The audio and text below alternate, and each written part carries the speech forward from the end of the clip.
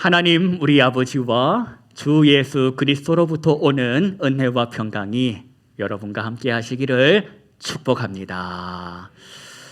종교개혁이라는 말을 들어보셨을 겁니다. 마틴 루터라는 이름도 들어보셨을 겁니다. 이게 다 500년도 전에 있었던 이야기입니다. 이순신 장군이 임진왜란을 통해서 활약하기 훨씬 전, 한 5, 60년 전 있었던 이야기입니다. 한 500년 전쯤에 정확하게 표현해드리면 507년 전에 독일 마틴 루터가 자기가 섬기는 그 대학교의 문짝에다가 대자보를 하나 착 붙입니다. 그 대자보에는 95가지의 내용들이 쫙쫙쫙쫙쫙 있었는데 그 이야기의 골자는 뭐냐? 교회가 엉뚱한 방향으로 가고 있다.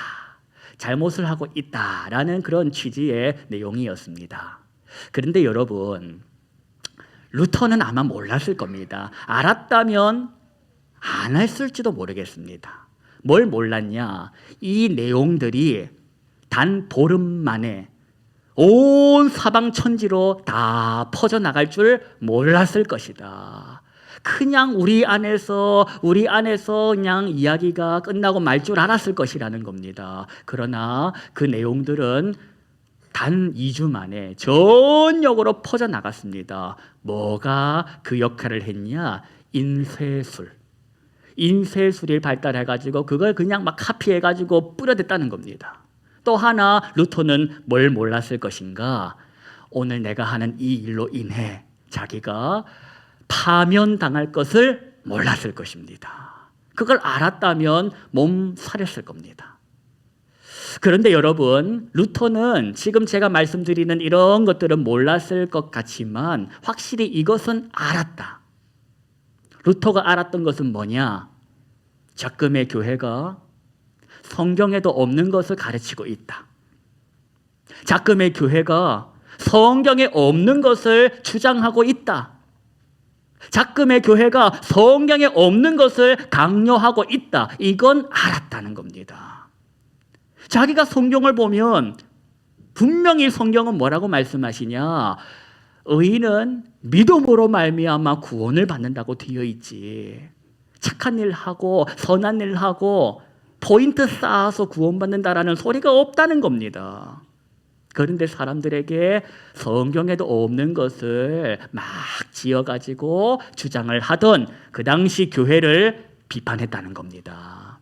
여러분, 그 당시 교회가 온 힘을 다해서 뭐 하고 있었는지 아십니까? 구체적으로 뭐 짓고 있었던 줄 아십니까? 바티칸에 가면 제1순위로 들러야 할 거기, 성 베드로 대성당, 그걸 그때 열심히 짓고 있었던 겁니다. 여러분, 집 지으려면 뭐 필요합니까? 돈 필요하지 않겠습니까? 사람도 결국은 돈 써가면서 부리는 건데 막대한 돈이 들어가는 겁니다. 그래서 건축비 마련하려고 교회가 뭘 만들어 팔았다? 면죄부 갖고 왔습니다. 필요한 분들에게 하나씩 드리려고 갖고 왔습니다. 물론 진품은 아닙니다. 면죄부라고 알려져 있지만 정확하게 표현해드리면 면벌부가 되겠습니다. 이게 뭐냐? 당신의 부모가 지금 어디 있냐? 연옥에 있으니 당신의 부모가 연옥에 있는 것을 안다면 이걸 사서 당신 부모의 죄에 관한 벌을 면받아라는 겁니다. 그래서 부모가 연옥에서 어디로 가도록? 천국 가도록 하라는 겁니다. 이걸 사면 당신 부모의 죄가 면벌된다는 겁니다. 이걸 얼마 주고 팔았냐? 그 당시 송아지 3마리 값, 6개월치의 월세 값이 이 종이 한 장 값이었다는 겁니다. 이거 하나 사면 우리 부모가 지금 불쌍한 우리 부모가 연옥에 있다가 어디 간다?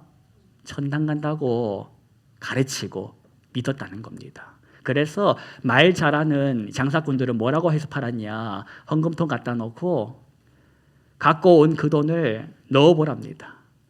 그 당시에는 종이돈이 아니라 다 동전돈이니까 돈을 탁 넣으면 소리가 어떻게 나겠습니까?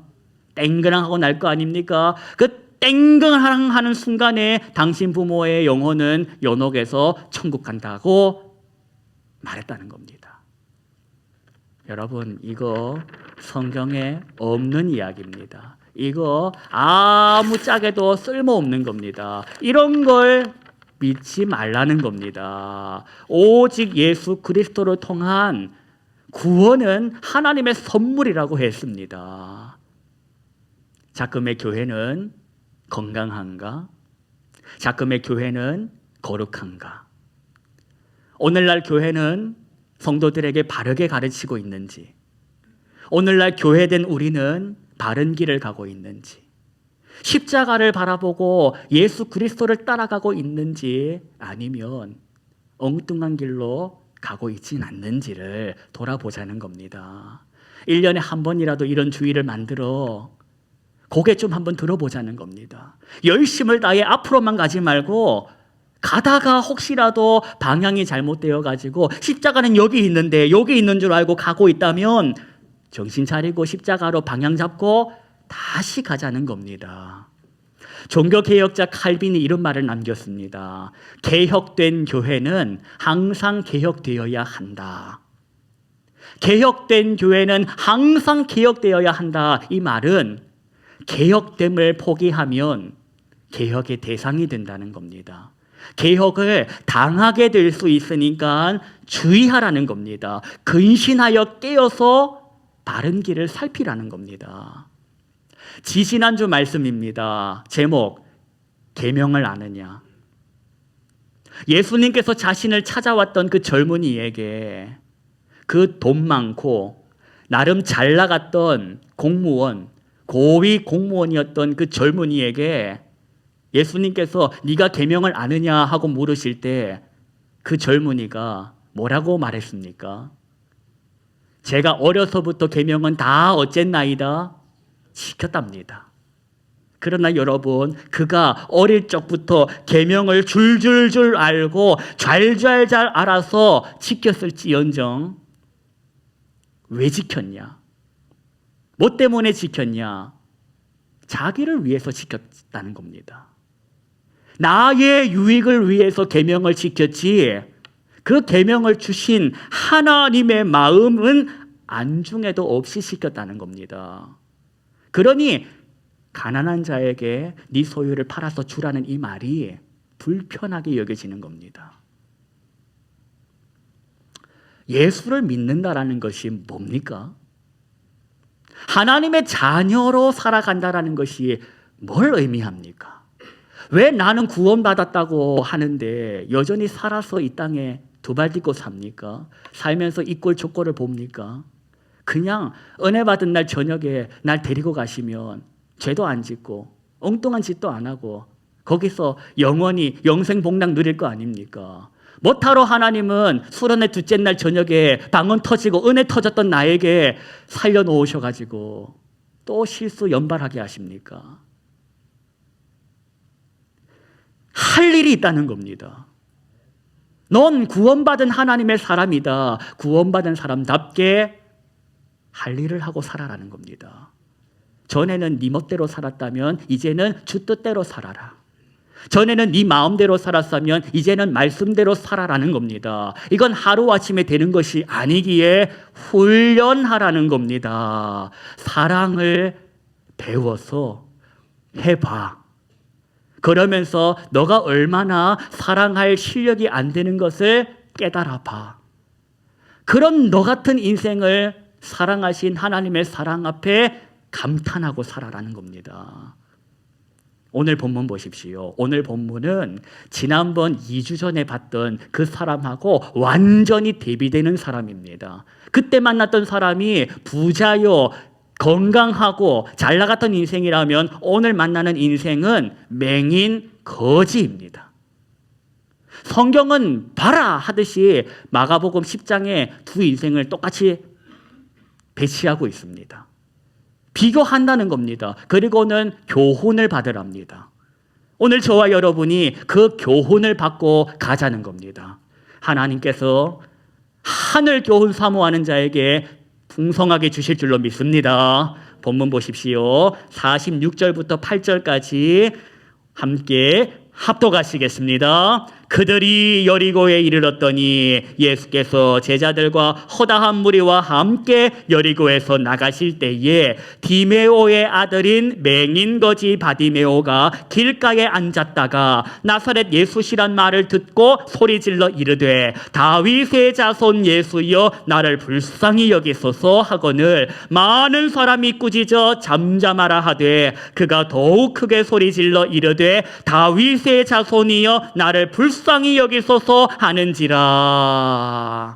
다윗의 자손이여 하면서 부르시셨던 이 인생의 이름이 뭐랍니까? 바디메오랍니다. 바디메오라는 이름의 뜻은 바 더하기 디메오입니다.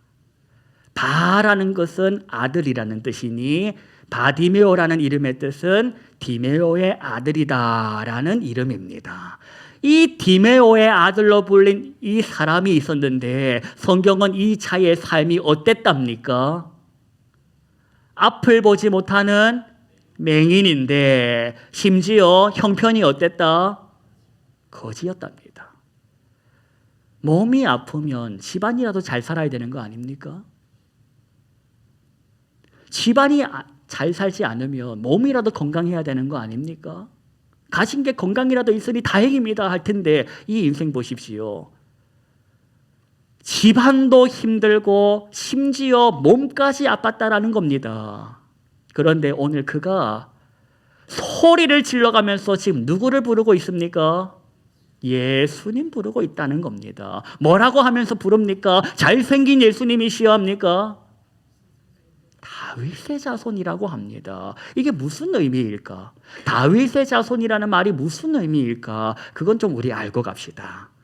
다윗의 자손이라는 말에 담긴 의미는 이겁니다. 당신은 메시아입니다. 하나님이 우리 민족에게 보내주실 메시아인 걸로 내가 믿는다는 겁니다. 당신은 메시아라. 메시아이신 예수여 나를 어째달라? 불쌍히 여겨달라는 겁니다. 예수님이 그 소리를 들으셨습니다. 들으신 다음에는 그를 어떻게 합니까? 부르십니다. 그리고는 물으십니다. 네게 무엇을 해주기를 원하느냐? 그가 이르되 선생님이여 내가 보기를 원합니다. 돈 한 푼 달라고 하지 않습니다. 내가 보기를 원한다고 보게끔 해달라고 구하더라는 겁니다. 보고 싶어서 눈 뜨고 싶어서 당신을 찾았다. 보게 해주십시오. 오늘 여러분 맹인의 대답을 우리가 주목합시다. 예수님을 불러놓고 예수님이 말해라 할 때에 예수님 왜 나는 이렇게 형편이 어려운 집안에서 태어났습니까? 왜 나는 앞을 보지 못하는 인생을 살아야 합니까? 따져 묻지를 않더라는 겁니다. 지난주 말씀 기억하십니까? 해석해 달라고 구하지 않고 지금 뭘 구하고 있습니까?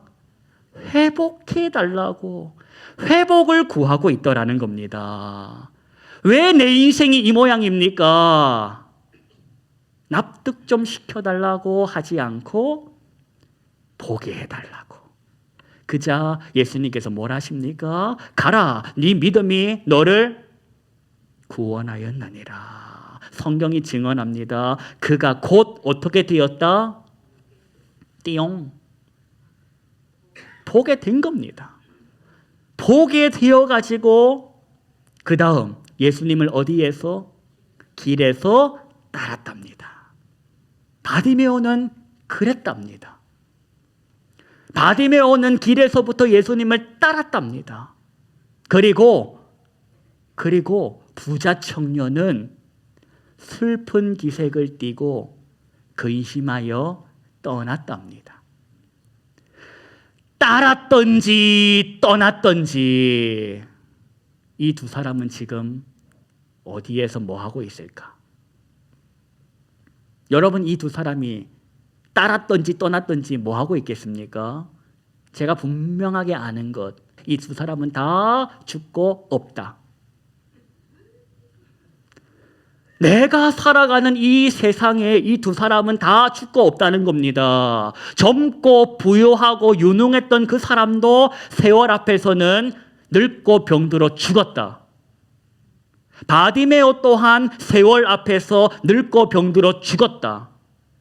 그런데 한 사람은 생전에 예수님을 따랐고 한 사람은 생전에 예수를 떠났다. 넌 어쩔래?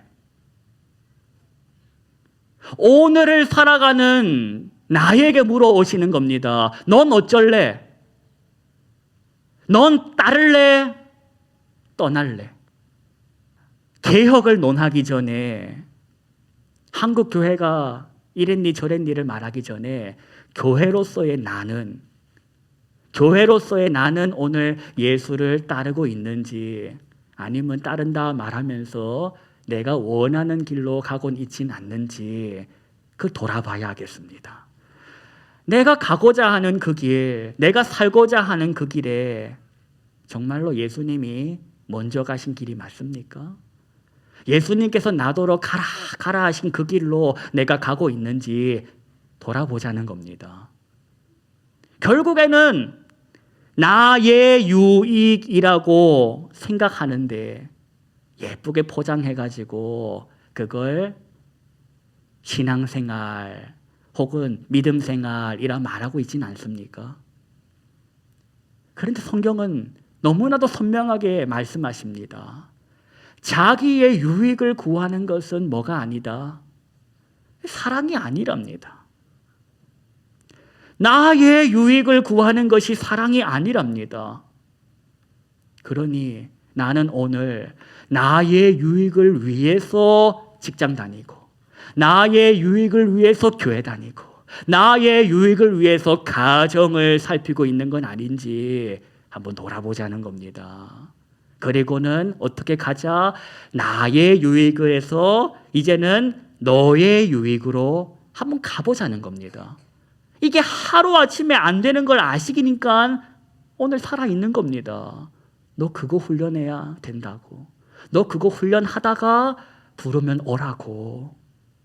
여기서 내 멋대로 살다가 눈 뜨고 천국 가면 주 뜻대로 사라집니까?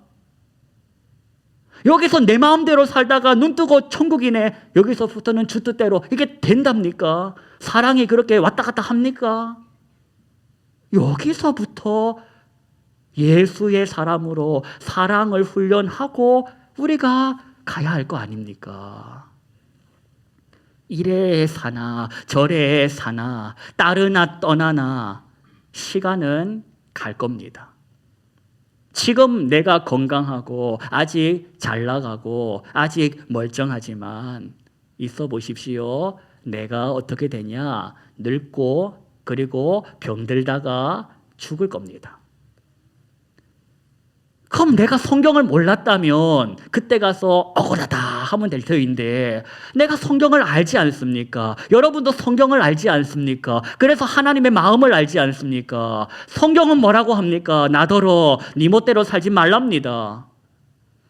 예수님을 따라랍니다. 예수님께 배우랍니다. 세월을 아끼랍니다. 때가 악하답니다. 성경은 나더러 이 시대를 본받지 말랍니다. 마음을 새롭게 함으로 변화를 받아서 하나님의 기쁨에 참여하라고 말씀하시더라는 겁니다. 세월을 아끼라는 겁니다. 한 달 이렇게 금방 지나간 것처럼 금방 1년 지나갈 거고 금방 10년 지나갈 거고 금방 주님 앞에 설 날이 온다. 죽을 때 놔두고 갈 걸 위해 오늘 살지 맙시다. 나는 예수의 사람이니까. 죽을 때 놔두고 갈 걸 위해서 살아라고 구원을 주신 것이 아니기 때문입니다. 죽을 때 놔두고 갈 게 아니라 죽을 때 가지고 갈 걸 위해 삽시다. 믿음과 소망과 사랑으로 살아보자는 겁니다. 예수를 향한 믿음과 영생의 소망과 그분을 통해 배운 사랑으로 살아보자는 겁니다. 내일부터 또 한 주가 시작됩니다. 다시 이제 또 길을 갈 거 아닙니까? 하나님이 나에게 허락하신 그 직장과 일터, 가정이라는 그 선교지를 살아갈 거 아닙니까? 진리의 눈을 떠버린 바디메오가 따라갔던 그 길, 예수님이 걸어가신 그 길을 알아버리지 않았습니까? 모르면 몰랐다고 핑계라도 될 텐데 생명의 길을 성경을 통하여 알았다니 그걸 감사하고 한번 살아내 보십시다. 주님 걸어가신 그 길 가다가 자빠지면 주님 모른 척 하시겠습니까? 주님 주시는 위로가 그 길에 있고 주님 주시는 평강이 그 길에 있고 주님 주시는 기쁨이 그 길에 있다. 그걸 믿으면서 살아내 보는 겁니다. 날이 추워졌습니다. 11월 달은 더 추워질 것 같습니까? 덜 추워질 것 같습니까? 더 추워지지 않겠습니까? 연탄 준비합시다. 사랑의 연탄 준비합시다. 우리가 작년에 했던 것처럼 올해도 연탄 준비합시다. 작년과 올해 우리 교회의 형편이 어떻게 된지를 잘 파악하고 올해도 우리 교회가 죽을 먹을 형편이면 죽 한 그릇 좀 더 만들어 가지고 나눠 먹고 올해는 우리 교회가 밥 먹을 형편이면 밥 한 그릇 더 해서 나눠 먹자는 겁니다. 1년에 2번은 적어도 입으로만 사랑거리지 말고 우리가 손에 연탄 하나씩 들고 가봅시다. 12월 달에 연탄 봉사 준비하려고 기도하고 있습니다. 연탄 값이 작년에 비해서 올 한 해 100원이나 올랐답니다. 고작 100원이 오른 것이 아니라 연탄 하나에 100원씩 올랐다는 것은 그만큼 어려워졌다라는 겁니다. 저와 여러분, 행위로 구원받은 것이 아니라 연탄 700장 옮기면 하나님이 700점 더해 주시겠지가 아니라 나는 구원받은 사람이기에 예수의 사람이기에 사랑을 알기에 이대로 살지 않고 예수 닮아 살아보려는 몸부림. 그 몸부림은 몸부려야 되는 것이기에 몸이 기억하도록 해보자는 겁니다. 그 일에 저와 여러분의 마음이 모여지기를 원합니다. 오늘 하나님의 말씀, 넌 따를 거냐? 넌 떠날 거냐? 너무 극단적일 겁니다. 그러나 너 살래? 말래? 저와 여러분은 살아야 할 인생입니다. 예수 그리스도 그 생명의 길로 저와 여러분이 달려가야 할 인생입니다. 내일부터 시작되는 한 주 땅에 코박지 마시고 하늘에 눈뜬 사람답게 하늘과 눈 맞추고 하늘과 입 맞추고 하늘과 발 맞추고 가시기를 예수님의 이름으로 축원합니다.